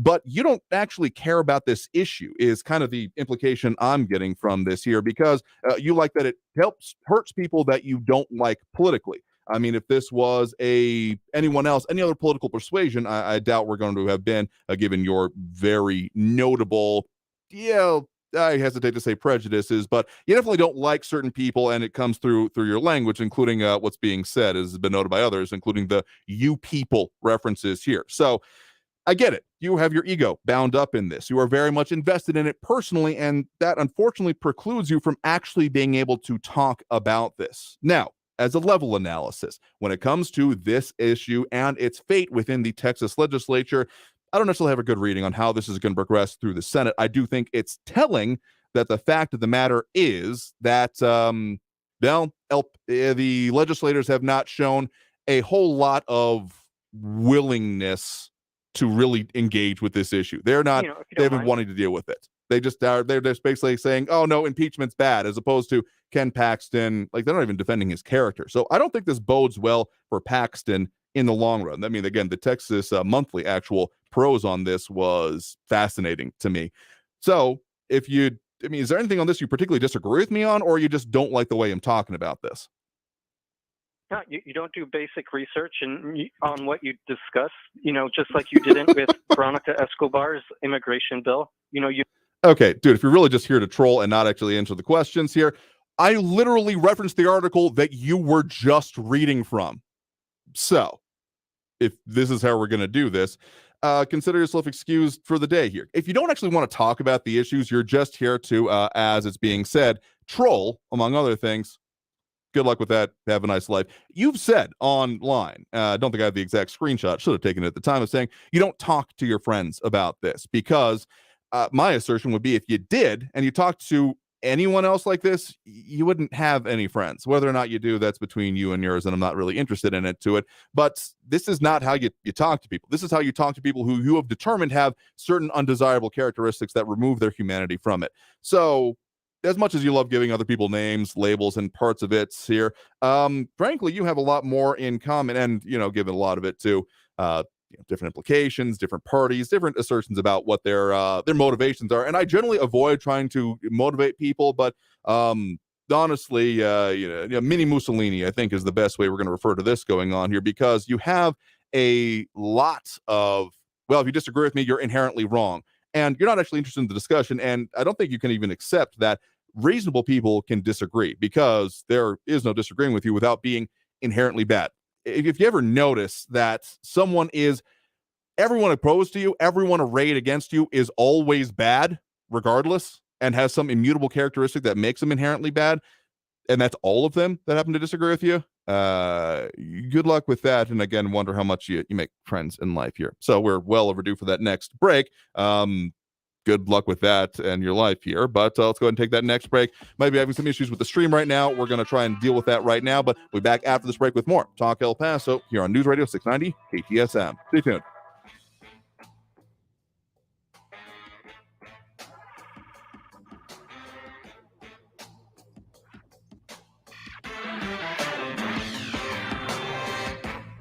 Traffic all day.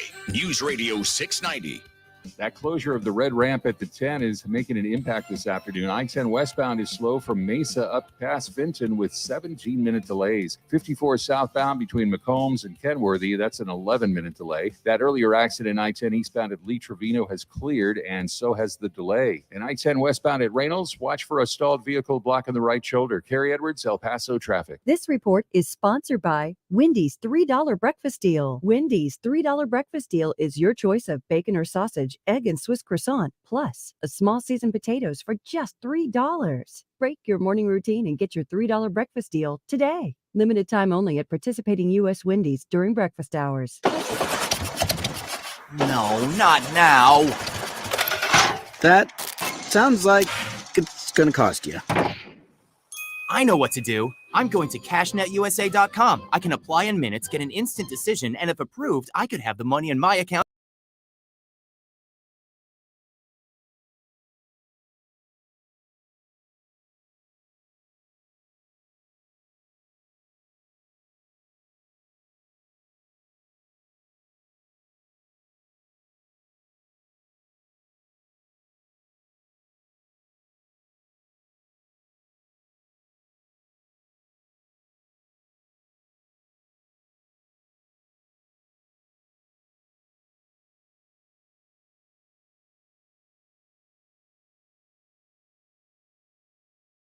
At LockItDownTX.com. Brought to you by the Insurance Council of Texas and the Motor Vehicle Crime Prevention Authority.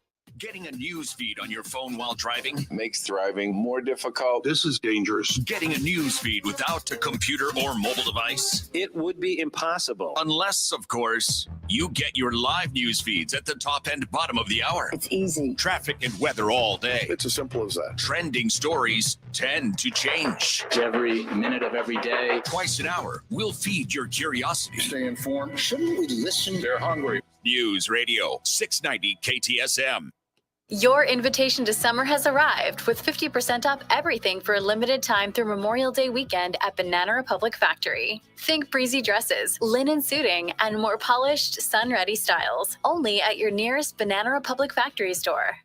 Two guys drove to work. Neither guy wore a seatbelt. One guy got a ticket. One guy didn't. The same two guys drove home. One guy wore a seatbelt. One guy didn't. One guy made it home. The guy not wearing his seatbelt didn't. Don't risk it. Click it or ticket. Paid for by NHTSA.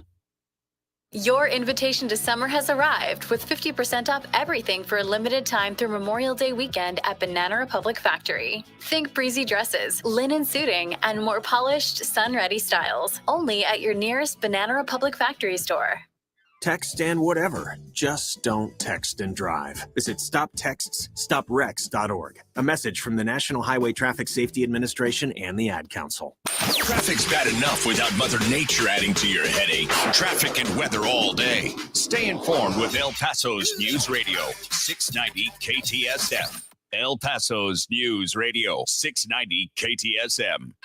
Live from the KTSM AM 690 studios, it's Talk El Paso with Andrew J. Polk. To be a part of the show, call 915-544-KTSM or follow on Facebook at facebook.com/Talk El Paso. Now here's your host, Andrew J. Polk. Thank you all so very much for joining us here for Talk El Paso, airing live on News Radio 690 KTSM. I'm your host, Andrew J. Polk.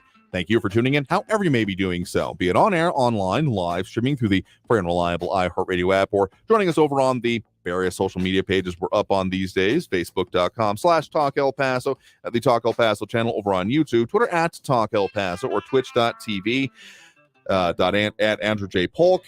We got a lot of stuff going on here, and we'll be taking more calls here, but tell you what, we went on just a scotch too long there because, okay, maybe I wouldn't call it exactly a discussion, but I'm willing to get into issues here, particularly if you're going to accuse me of treason, among other things, being a traitor against the country. You best come correct here, particularly if you're going to accuse me of not doing research from an article you are bringing up, previously an article that you are literally quoting from.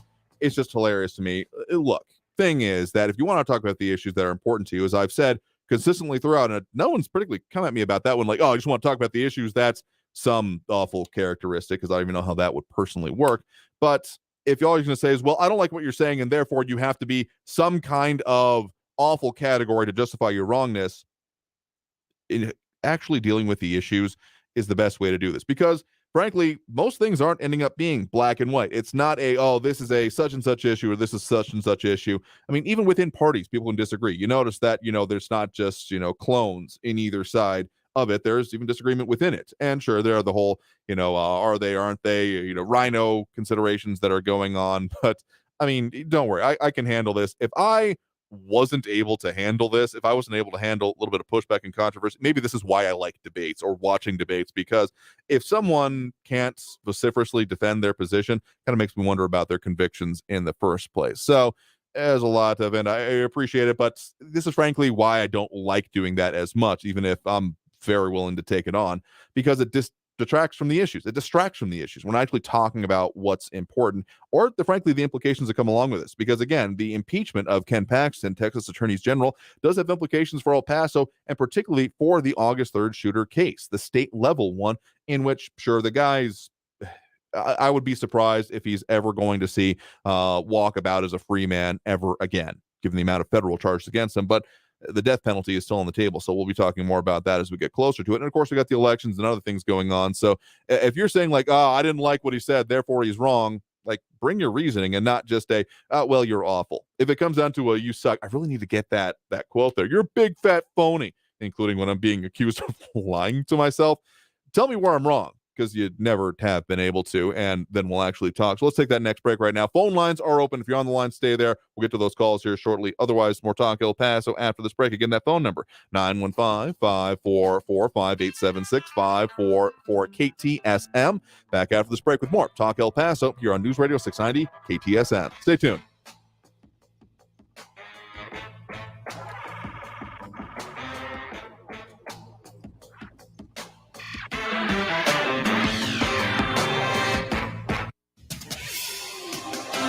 Paso's News Radio 690 KTSM. I'm Fidel Moreno Mesa with your CBS 4 News Update. A group of concerned citizens pitched the idea of forming a civilian police oversight commission to keep an eye on the Las Cruces Police Department. They want this committee to review policies, procedures, and suggest improvements. CBS 4 spoke with people, and it seemed like they were split on whether it was a good move or not. The group added that this committee would work parallel to the Office of Independent Review, which is an independently contracted auditor that gave the city of Las Cruces a review twice a year. But unlike the OIR, the proposed committee would review complaints the police department gets on a monthly basis, even if there were no formal complaints filed. One person was transported to the hospital after a shooting early Tuesday morning in northeast El Paso.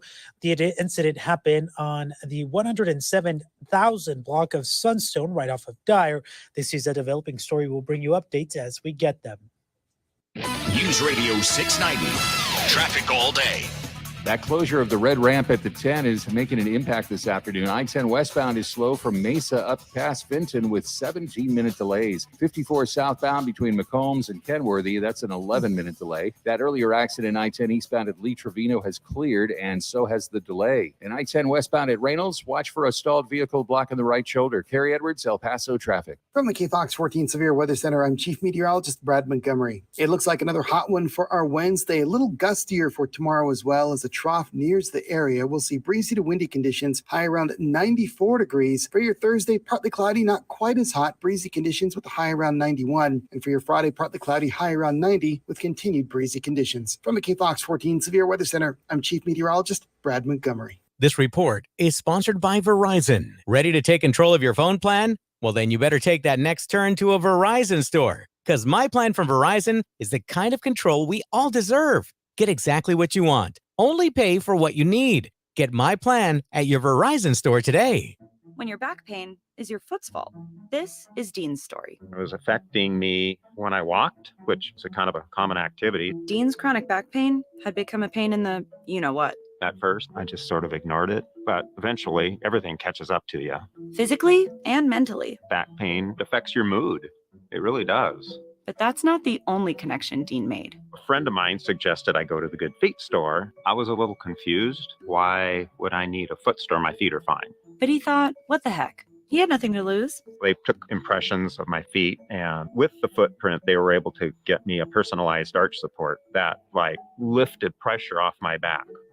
So the source of your back pain was right under your toes. It's something maybe I should have known, but I found out in the nicest possible way. See how arch supports work for you with a free fitting. Find your Good Feet store at goodfeet.com. Airway Boulevard at I-10. Wendy's $3 breakfast deal is your choice of bacon or sausage, egg, and Swiss croissant, plus a small seasoned potatoes for just $3. Break your morning routine and get your $3 breakfast deal today. Limited time only at participating U.S. Wendy's during breakfast hours. This report is sponsored by Wendy's $3 breakfast deal. Recently, we hit the streets and found out how informed people really are. Yes, I'm on top of events. Most news, yes. Except for these two. I am not on top of events. I'm not on top of my events, no. They were clueless that every morning they can plug into the world with the news, weather, and traffic info that'll make their lives so much easier and more informed. Just like you and I do. Stay informed with El Paso's News Radio 690 KTSM. News Radio 690 KTSM. Live from the KTSM AM 690 studios, it's Talk El Paso with Andrew J. Polk. To be a part of the show, call 915-544-KTSM or follow on Facebook at facebook.com/Talk El Paso. Now here's your host, Andrew J. Polk. Thank you all so very much for joining us here for Talk El Paso, airing live on News Radio 690 KTSM. I'm your host, Andrew J. Polk. Thank you for tuning in, however you may be doing so, be it on air, online, live streaming through the free and reliable iHeartRadio app, or joining us over on the various social media pages. We're up on these days, Facebook, YouTube, Twitter, and Twitch, either under Talk El Paso or Andrew J. Polk.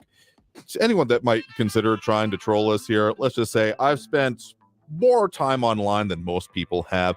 I'm very familiar with the ins and outs of it. Distracting from points, not actually talking about the points, not answering questions is just like a brilliant one here. So don't be surprised if you find yourself removed, just because we're here to talk about the things that affect us here in El Paso. If I ever decide to start a flame board with that, just all right, we're bringing the flamethrower to everyone, sure, we'll indulge that then. I could see that being of interested, but otherwise, yeah, if you're not here to talk about the issues or to vaguely mention the issues and then go on why everyone else that is talking about it sucks here, yeah, good luck with it. And yeah, it always ends up being that the people who are trolling end up saying, no, I'm not trolling, because that's the point of it. So if you've had enough attention for one day, that'll be ultimately clear. And it ultimately comes down to if you're talking about the issues or not. Anyway, we do have phone calls on the line here, and one implication that things come up recently is that sometimes people feel like they can't get through, but whenever I say they are available, they are available right now. We had a couple calls drop off, and about the only thing that really separates people being able to get through or not is tenacity. So as long as you're willing to give it a chance or two, should be able to get through, but that's also why we like online there, though getting in the middle of a segment, you might get on hold for a minute, but we will pop up those calls, so also stay on the line there for us. We do have Kevin on the east side on the line with us here right now. Kevin, thanks for joining us. Hey, Andrew, thank you. Yeah, sure thing. What's on your mind? Thanks. When I first came to this city, KTSM was on 1380 instead of 690. Correct. And then a few years later, there was a move to move it down to 690. And since then, there has been a lot of interference, even today, towards the beginning of your program. And this has happened before. There's, I don't know, what do you want to call it, garbled or interference or something like that. And okay. I'm wondering if there's a movement afoot to move KTSM back to 1380. Not that I'm aware of. I don't believe, at the very least, I'm not privy to any of it, but you are absolutely right. I mean, heck, if you want to go back to it at that point in time, all the KTSMs used to be under one roof. For those looking at online, I've got a mug that I've talked about beforehand that it's just been kind of bumping around the station here, but I would now consider a historical artifact. It says on it, for those who can't see it, News Channel 9, News Talk 1380, and Soft Hits 99.9, because they all used to be under the same thing here. And so, yeah, 1380 and 690 ended up being swapped here, and that's actually some technical notes that were being brought up beforehand. Sean Gardner, our resident technical consultant, saying overmodulation is what it's called. I do know that our engineers have been working on some things. There's more or less always stuff breaking, in need of repair, sometimes getting struck by lightning. So as far as I'm aware, none of that, even with also some of the issues and considerations going on with the fate of AM radio overall, even if that's been maybe not an issue at the moment, that seems to have kicked down the road for now, but we're working on some things on that as well. But we have to be kind of careful with that because it's a lot more like self-interest than most of the other things we end up getting into. Long story short, to your question, no, but I am also not the decision maker in those things here. So if they haven't told me, I'm also going to be upset. Okay, I don't want this makes me laugh. I don't want to sound like our good friend from New Mexico who used to call in. I don't know if he still does, and said, "I can't hear you. Leave me on the telephone because my reception is no good." And I can understand what he's talking about, but okay, as long as they're working on it, that's a step in the right direction, I think. Andrew, thank you. Almost always here. And so, well, appreciate the point. I do appreciate feedback in all the forms that comes, including the technical. So do appreciate the point of the call. You have a good one there. Thank you. You too, Andrew. Bye. I will say. And also another question coming in that I've actually been researching, Eric Van Holstein Rathel. What happened to X-Rocks 80? Think you're talking about XEROK, the one that it's technically 800 AM. And that's also an old one, 1936. It used to be one of the border blasters. I've got a book around here. I've been doing some research on it because I actually want that to be a topic for the El Paso History Radio Show, because there's implications for modern media, the rise of the home shopping network. It used to be, people reported hearing that one clear up to Wyoming, and that's a fascinating subject that, again, not quite ours, but basically FM radio killed the AM radio music station is the short answer to your question there, Eric. But we got another call on the line here. And again, if you call in the middle of a segment, you might get popped up live. So just be Johnny on the spot with it. So we do have a caller in line with us here right now. You're live with Talk El Paso. Who's this? Ben on the east side. Hey there, Ben. What's on your mind?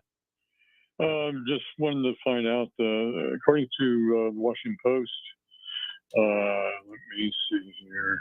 Much of the country is at risk of electricity shortages if extreme weather returns this summer, according to a new report from regulators that was issued about 3 or 4 days ago.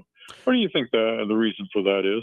I think I've seen what you're talking about there, and it looks like we keep having some issues with our online presence, so apologies for anyone having issues over there. But what I will say is that I know that the change to from El Nino, La Nina has been talked about, extreme weather conditions. I mean, Texas has had it kind of both ways, specifically, not our section of it, thankfully, knock on wood, because we're not on the rest of the Texas grid, but either it being too cold, freezing temperatures, or too hot has been, and basically overdrawing of the grid is some of the factors. I think I've seen the article you're talking about, and those are some of the factors that have been being discussed to my awareness. Haven't we had El Nino and El Nino shifts before in the country's history for the last 100 years?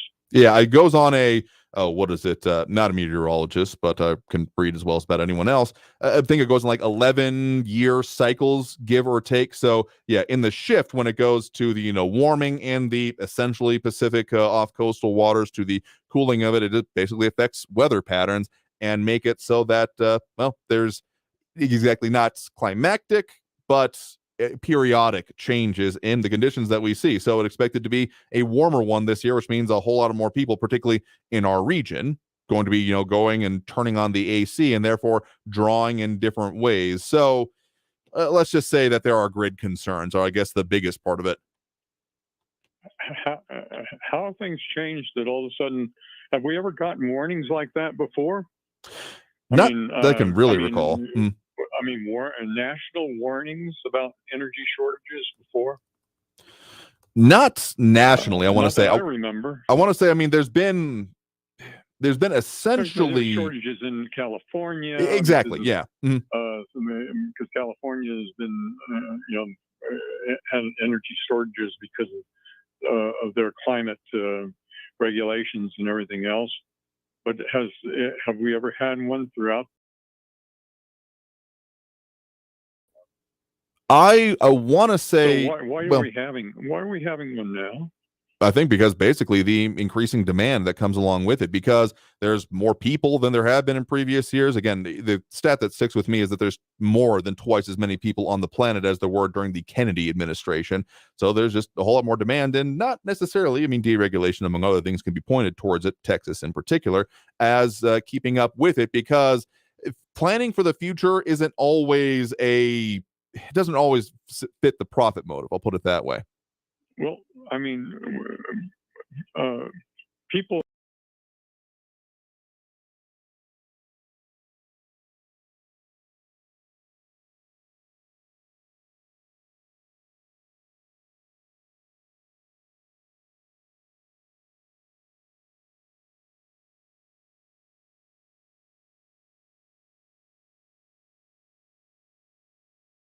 major shortages, but I just want to know what. I mean, so far, I'm sorry, you just haven't come up with a reason why we have this warning out right now. And So don't you think there's anything to do with maybe the energy policies of the United States right now? I mean, there are implications about the decisions being made behind it, reliability of the grid.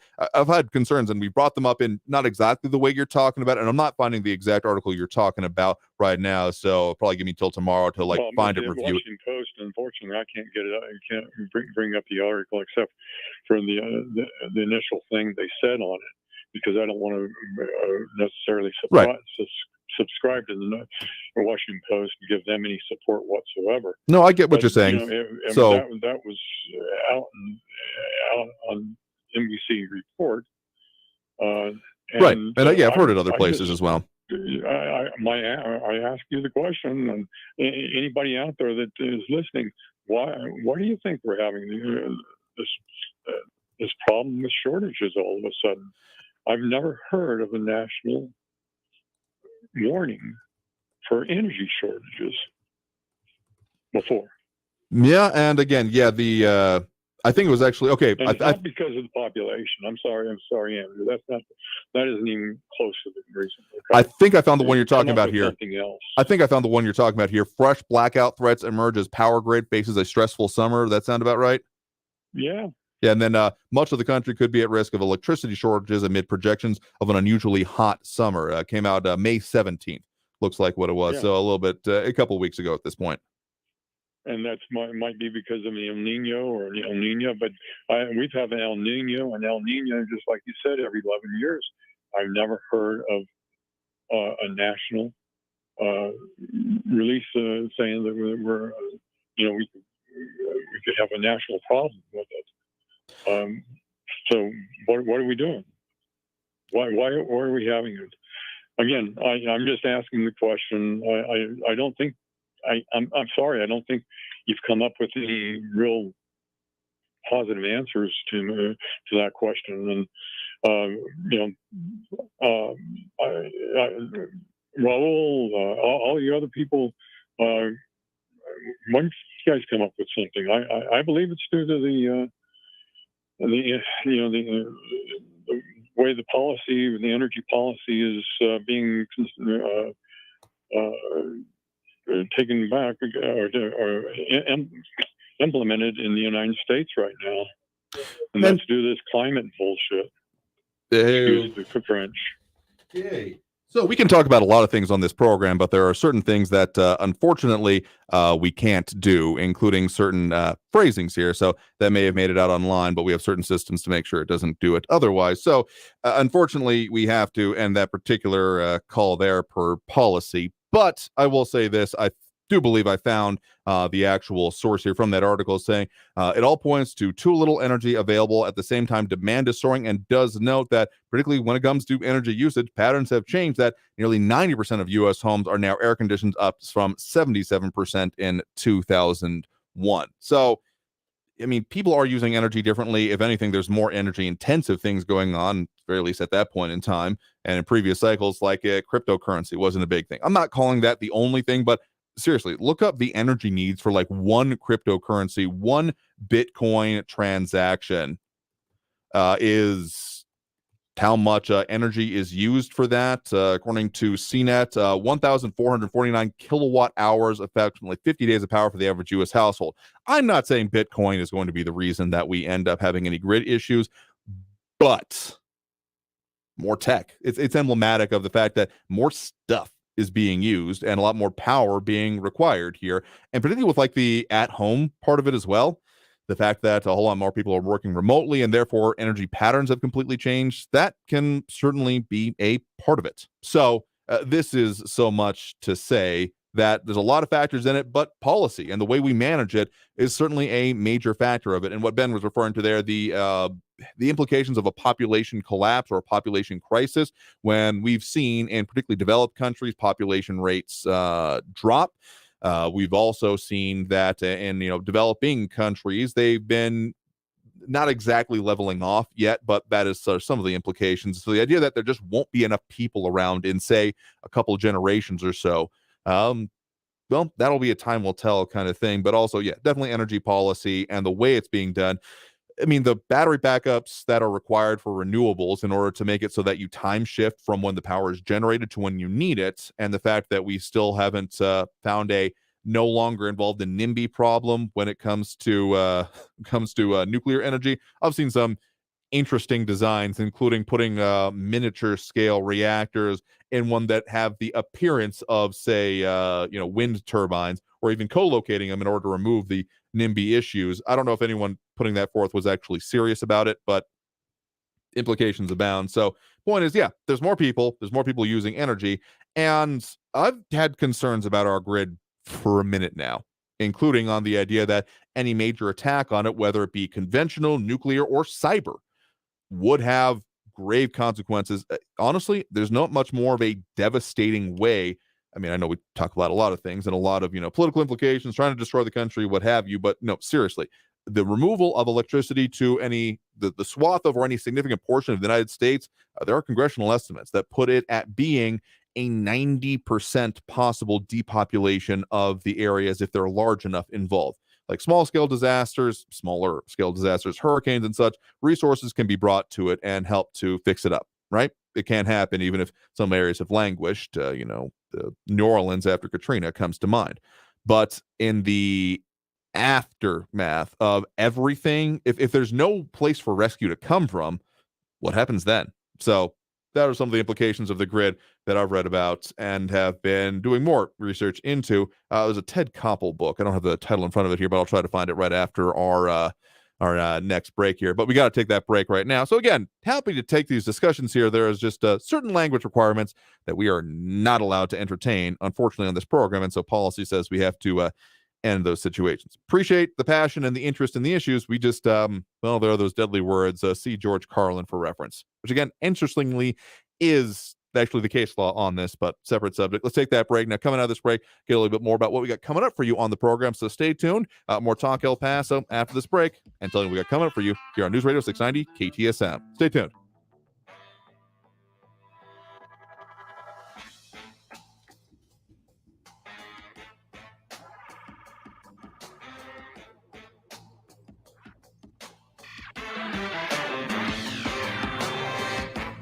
I'm Fidel Moreno Mesa with your CBS 4 News Update. One person was transported to the hospital following a shooting early Tuesday morning.